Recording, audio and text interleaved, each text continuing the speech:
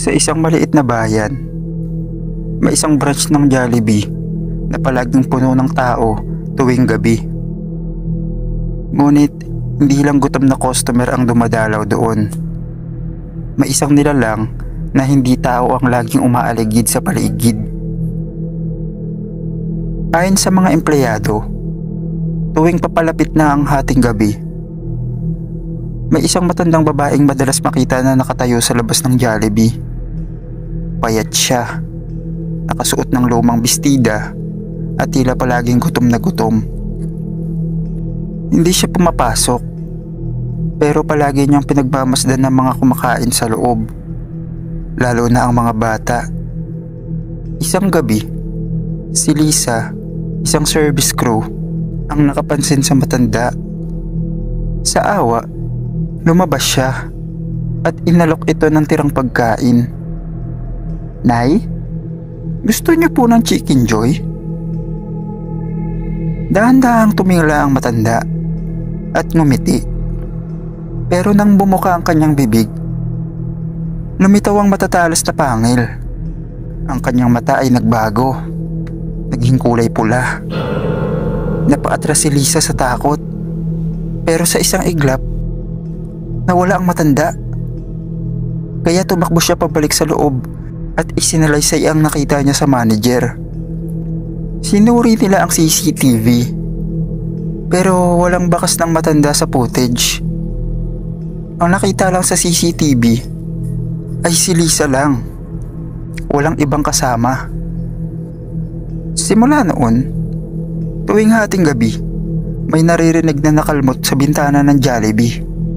At minsan, may mga empleyado o customer na nakakakita ng anino sa labas.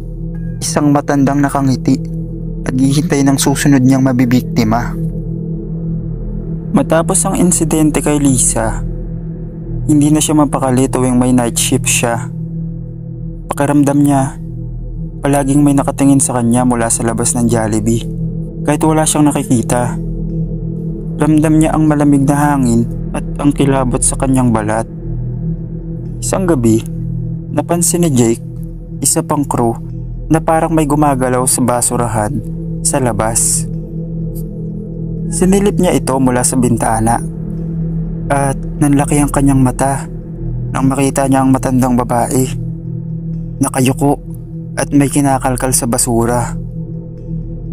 Pero imbes na pagkain ang hinahanap nito, nakita niyang may dinidilaan itong buto na parang mula sa isang hayop o baka tao. Mabilis siyang tumakbo pabalik at sinabihan ng manager, "Sir, may kakaiba sa labas." Nanginginig niyang sabi. Lumabas ang manager kasama si Jake para tignan ang basurahan. Pero wala na roon ang matanda. Tanging isang patak ng dugo ang naiwan sa lupa. Kinabukasan, may dumating na balita sa bayan. Isang bata ang nawala malapit sa Jollibee. Ang huling nakakita sa bata ay isang tricycle driver na nagsabing may matandang lumapit dito bago ito nawala. Dahil sa takot, ipinagdasal ng mga empleyado ang Jollibee at nagsabit ng bawang at asin sa paligid ng pinto at bintana. Akala nila ay tapos na ang lahat.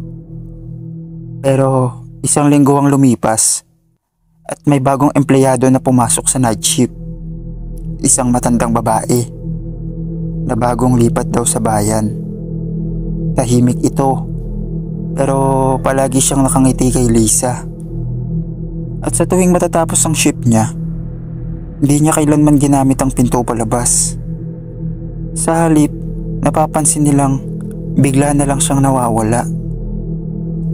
At minsan, tuwing patay ang ilaw sa kusina, may makikita silang isang pares ng pulang mata na nakasilip mula sa bintana. Mula nang dumating ang matandang empleyado, si Aling Sita, lalo pang lumala ang nakakatakot na pangyayari sa Jollibee. Tuwing gabi, naririnig ng mga empleyado ang pagkaluskos sa bubong at ang mahahabang gasgas sa mga pader na parang may matatalas na kuko ang kumalmot dito. Nang sumunod na gabi, si Lisa ay naiwan mag-isa sa stockroom upang mag-inventory. Tahimik ang buong lugar, pero bigla niya naamoy ang isang bagay na panis at malansa. Isang matinding amoy ng dugo. Napalingon siya sa isang sulok at halos mapasigaw siya nang makita niya si Aling Sita. Nakaupo ito sa isang kahon, subalit ang kanyang anyo ay nagbago. Humaba ang kanyang mga daliri, kumulubot ang kanyang mga balat, at lumaki ang kanyang bibig na puno ng matatalas na pangil. Lisa, bulong nito habang unti-unting lumalapit. Gutom na ako. Duguan ang mga labi ni Aling Sita at sa isang iglap, isang mahaba at madilaw na dila ang lumabas mula sa kanyang bibig. Pilit inaabot si Lisa. Mabilis na tumakbo si Lisa palabas ng stockroom, sumigaw ng tulong. Sa kabutihang palad, narinig siya ni Jake at ng iba pang empleyado. Nandyan siya sa loob, nanginginig na sabi ni Lisa habang tinuturo ang stockroom. Dali-daling sinilip ni Jake at ng manager ang loob, pero wala na roon si Aling Sita. Tanging mga bakas na lang ng dugo ang paa at isang patak ng malapot na likido ang naiwan sa sahig. Kinabukasan, hindi na pumasok si Aling Sita. Wala ring nakakaalam kung saan siya nakatira o kung paano siya nag-apply sa Jollibee. Nang hanapin ng manager ang kanyang application form, wala silang natagpo ang record ni Aling Sita. Parang hindi siya kailanman naging empleyado. Ngunit ang pinakang nakakatakot, tuwing gabi, may mga customer at empleyado pa rin nakakakita ng isang matandang babae na nakatayo sa labas ng Jollibee. Tahimik na nakangiti at nakatitig sa mga batang kumakain sa loob. At minsan, tuwing papatayin na nila ang ilaw at magsasara ng store, may maririnig silang isang mahina at malamig na bulong. Gutom pa ako. Matapos ang sunod-sunod na kababalaghan sa Jollibee, napagpasyahan ng manager na ipasara ang branch ng maaga tuwing gabi. Ngunit kahit wala ng tao sa loob, patuloy pa rin ang mga nakakakita kay Aling Sita sa labas. Nakangiti, nagmamasid, tila nag-aabang ng mga susunod niyang mabibiktima. Nang sumunod na gabi, dumating ang isang kakaibang customer. Isang matandang lalaki ang may dala ng supot ng dahon at bote ng langis. Nakasuot siya ng lumang damit at may mahabang kwintas na tila gawa sa buto at anting-anting. Umupo siya sa isang sulok at umorder na isang tasa ng kape. Tahimik lang siya habang pinagmamasdan ng paligid, pero ramdam ng lahat ang kakaibang enerhiya mula sa kanya. Matagal na ba siyang umaaligid dito? Tanong na matanda sa manager. Nagkatingin na ng mga empleyado. Sino po? Tanong ni Jake. Bagaman alam na niya ang sagot, napangiti ang matanda. Ang matanda, ang aswang. Alam kong nandito siya. Biglang lumamig ang hangin. Sa labas ng bintana, nakita nilang nakatayo si Aling Sita. Ngunit hindi na siya mukhang matanda. Ang kanyang katawan ay payat at mahaba. Ang kanyang kuko ay matatalas at ang kanyang bibig ay punong-puno ng matutulis na pangil. Albularyo po kayo? Tanong ng manager, nanginginig. Tumango ang matanda. At dumating ako dito para tapusin ang gabing ito. Mabilis na tumayo ang matanda at binuksan ang kanyang supot. Kumuha siya na isang maliit na bote ng langis at sinimulang iwisik ito sa sahig habang binibigkas ang isang sinaunang orasyon. Si Aling Sita, na kanina ay nakatayo lang, biglang nagsimulang umungol sa galit. Dumilim ang paligid at lumakas ang hangin sa loob ng Jollibee na para bang may malakas na puwersang gustong pumasok. Tama na ang paghihikayat mo ng kaluluwa, halimaw! Sigaw ng albularyo. Bigla bumukas ang pinto kahit walang mahawak dito. Isang anino ang bumalot kay Aling Sita at sa isang iglap, lumundag siya papasok patungo sa albularyo.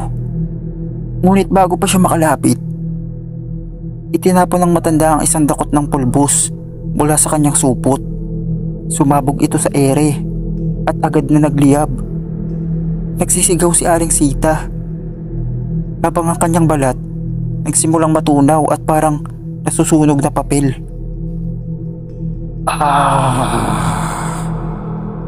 Nagpagulong-gulong siya sa sahig, pero lalo lamang lumakas ang apoy.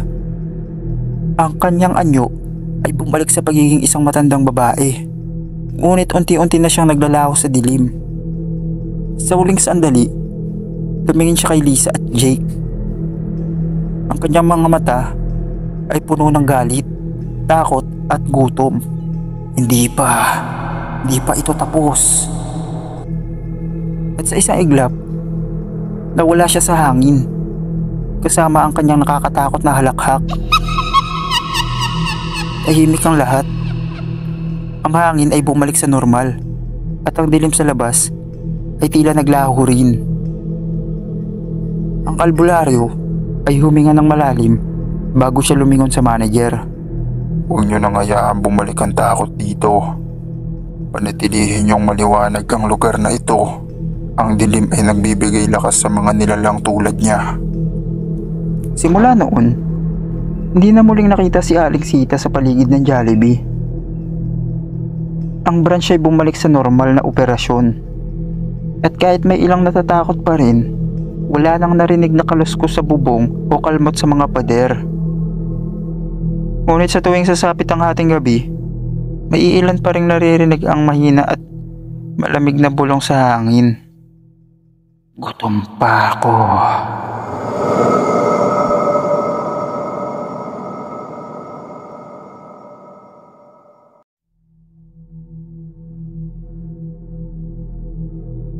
Ako nga pala si Boy, isang estudyante na mahilig magpuyat sa paggawa ng school project. Isang gabi, naisipan kong mag-Jollibee dahil gutom na ako. Mag-aalas 2 na ng umaga nun at bukas pa ang isang 24-hour branch sa may kanto. Pagpasok ko, napansin kong walang ibang customer maliban sa isang batang babae na nakaupo sa isang sulok. Nakasuot ito ng lumang puting bestida at nakayuko habang nilalaro ang kanyang spaghetti. Umorder ako ng Chicken Joy at umupo malapit sa counter. Napansin kong tahimik ang mga crew at tila iwas makipag-usap. Napatingin muli ako sa bata. Nang mapansin niyang tinitignan ko siya, dahan-dahan itong tumingala at laking gulat ko nang makita kong wala itong muka. Nataranta ako at napaatras sa upuan. Lumingon ako sa crew para humingi ng tulong. Pero nagulat ako nang makita kong walang ibang tao sa loob. Wala na ang mga crew. Wala na rin ang batang babae. Mas lalo akong kinabahan nang biglang bumukas ang pintuan ng kusina at may narinig akong bulong. Huwag kang babalik dito. Dali-dali akong tumakbo palabas. Kinaumagahan, bumalik ako sa Jollibee para itanong ang nangyari. Ngunit laking gulat ko nang sabihin ng manager na hindi sila 24 hours. Matagal na daw sila nagsasara ng alas 10 ng gabi. Mula noon, hindi na ako bumalik doon. At sa tuwing napapadaan ako sa Jollibee yun, pakiramdam ko may matang nakatingin sa akin mula sa loob.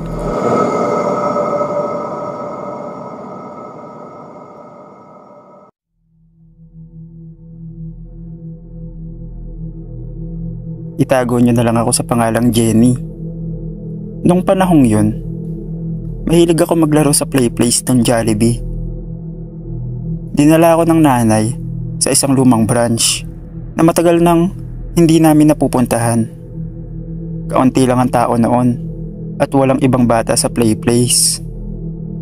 Masaya akong pumasok sa loob ng makulay na tunnel at naglaro ng slide.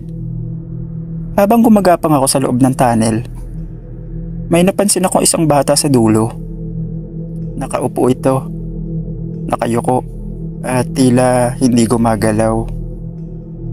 Natawa ako dahil may kalaro na ako. "Hi, gusto mo bang maglaro?" Tanong ko. Dahan-dahan itong tumingala. At laking gulat ko nang makita kong sobrang putla ng bata at may malalim na pasa sa liig. Hindi ito nagsalita. Nakatingin lang ito sa akin habang unti-unting gumagapang papalapit. Natakot ako at mabilis na gumapang paatras. Tumakbo ako palabas ng play place at niyakap ko si nanay. Nanginginig kong itinuro ang tunnel. Nagtingin na ng mga crew at ang manager. Isang matandang empleyado ang lumapit at mahinang nagsabi, May batang nalagutan ng hiniga dyan. Maraming taon na ang nakalipas. Mula noon, may nakikita na raw na bata sa loob ng tunnel. Simula noon, hindi na ako ulit pumunta sa play place ng kahit anong Jollibee. Hindi ko makakalimutan yung karanasan kong yun.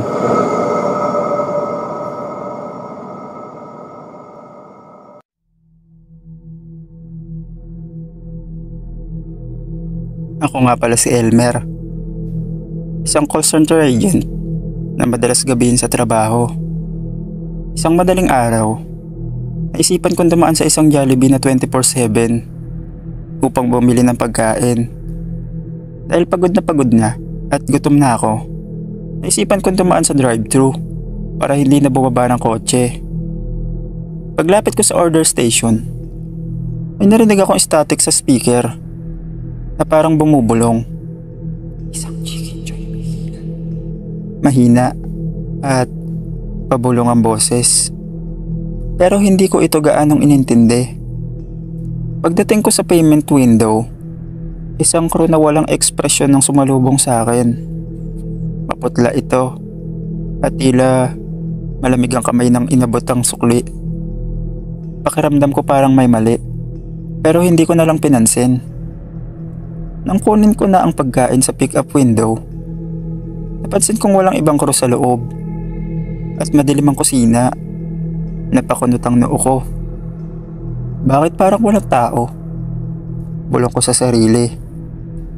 Bago ako umalis, napansin kong may nakatayo sa tabi ng bintana. Isang matangkad na anino na nakangiti sa akin mula sa loob ng madilim na kusina. Wala itong mata, pero kitang-kita ko ang malapad nitong ngiti.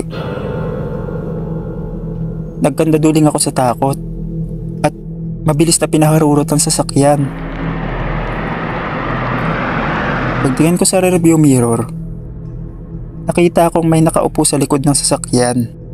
Isang madilim na figura na dahan-dahang lumalapit sa akin. Napasigaw ako at nagpreno. Pero nang lumingon ako sa likod, wala namang tao.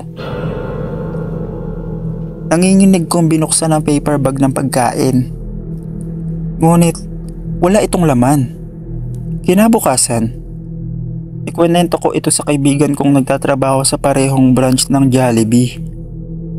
Nanginginig ang boses ng kaibigan ko habang sinasabing, Elmer, 2 taon nang walang night shift dito. Walang crew tuwing madaling araw. Nanindig ang balahibo ko sa takot. Matapos ang pangyayaring yon, nag-drive-thru pa rin naman ako, pero nagpapasama na ako sa ibang katrabaho ko.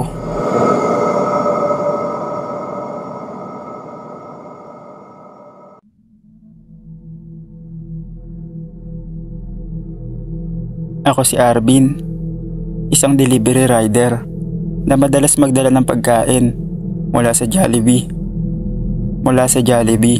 Patungo sa iba't ibang bahay. Isang gabi, may natanggap akong order sa isang subdivision. Hindi ako sigurado kung may Jollibee pa ba sa lugar na yon, pero lumabas ang order sa app, kaya pinuntahan ko ito. Pagdating ko sa branch, napansin kong kakaiba ang itsura nito. Luma ang pintura, madilim ang ilaw, at parang walang ibang customer. Pagpasok ko, naamoy ko ang lumang mantika at tila panis na pagkain. Pumunta ako sa counter at nakita ang isang crew na hindi nagsasalita. Nakayuko lang at tila hindi kumikilos. Bago pa man ako makapagtanong, may lumapit sa akin isang Jollibee mascot na nakangiti ng malapad. Masyadong mahaba ang ngiti nito na parang hindi normal. "Ikaw ba ang magdi-deliver?" tanong nito sa malamig na boses. Tumango lang ako at pilit na hindi iniinda ang kaba sa dibdib. Inabot sa akin ng mascot ang isang lumang brown na paper bag. Mabigat ito at may amoy na hindi ko maipaliwanag. Parang panis na pagkain na may halong malansang amoy. Nagmadali ako lumabas at sumakay ng motor. Habang bumabagtas sa kalsada, nagdadalawang isip akong i-deliver ang pagkain. Hindi ko matiis ang amoy. Binuksan ko ng bahagya ang bag para tignan ang laman. At halos mahulog ako sa motor nang makita kong puro dugo at sirang bahagi ng pagkain ang nasa loob. Dali-dali kong ibinalik ang tingin ko sa kalsada. Nanginig ako sa takot. Ngunit sa gilid ng mata ko, sa side mirror, may nakita kong nakasunod sa akin. Isang mascot na nakangiti pa rin. Tumatakbo sa bilis ng motor ko. Binilasan ko ang takbo at hindi na lumingon pa. Pagdating ko sa outpost ng subdivision, bumaba ako para itanong kung may Jollibee ba sa lugar na yon. Napatingin sa akin ang guard na parang nagtataka. Wala pong Jollibee dito, sir. Matagal nang isinara yon. Mga 10 taon na ang nakalipas. Nalaglag ang paper bag sa kamay ko. Nang tumingin ako sa paligid, wala na ang mascot. Pero alam kong hindi ako nagkamali sa nakita ko.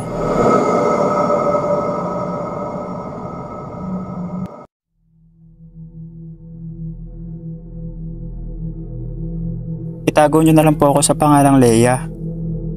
Isang crew sa isang Jollibee branch na madalas magsara ng hating gabi. Sanay na ako sa puyatan. Pero may mga gabing nakakaramdam ako ng kakaiba sa loob ng store. Lalo na kapag patay na ang karamihan sa ilaw at naglilinis na lang kami bago umuwi. Isang gabi, ako ang naka-assign sa closing shift kasama ang 2 kasamahan. Habang nag-aayos ako ng mga upuan, napansin kong may isang lalaking nakaupo sa sulok ng dining area. Nakayuko ito at hindi gumagalaw. Nagulat ako dahil sigurado akong wala ng ibang customer. Nilapitan ko ito at magalang na nagsabing, "Sir, pasensya na po pero closing na po kami." Hindi sumagot ang lalaki. At dahan-dahan itong itinaas ang ulo niya. Laking gulat ko nang makita kong sobrang putla nito. Halos kulay abo ang balat at madilim ang mga mata na parang walang puti. Napaatras ako at napalunok. "Sir, okay lang po ba kayo?" Biglang bumukas ang pinto ng kitchen at lumabas ang isa pang crew. Leia, anong ginagawa mo dyan? Wala nang tao dyan kanina pa. Napalingon ako sa kasamahan ko. At nang bumalik ang tingin ko sa lalaki, wala na ito. Napabilis ang tibok ng puso ko. Tumakbo ako papunta sa counter at tinanong ang manager kung may lumabas ba na customer. Pero sabi nito, matagal nang walang ibang customer dito. Tayo na lang ang nandito. Kinabukasan, may ibinahagi ang isa pang matandang empleyado. Alam mo ba, noong isang taon, may isang lalaking nagpalipas ng oras dito hanggang closing. Nung nilapitan siya ng crew, hindi na siya sumasagot. Patay na pala. Simula noon, may nakikita na raw na lalaking nakaupo sa sulok tuwing closing time. Simula noon, tuwing ako ay closing shift, hindi na ako lumilingon sa sulok na yon. Pero minsan, pakiramdam ko, may matang nakamasid sa akin. Naendo na rin naman ako sa branch na yon, Sir Dave. May maayos na ding trabaho at hindi na kailangan magpuyat.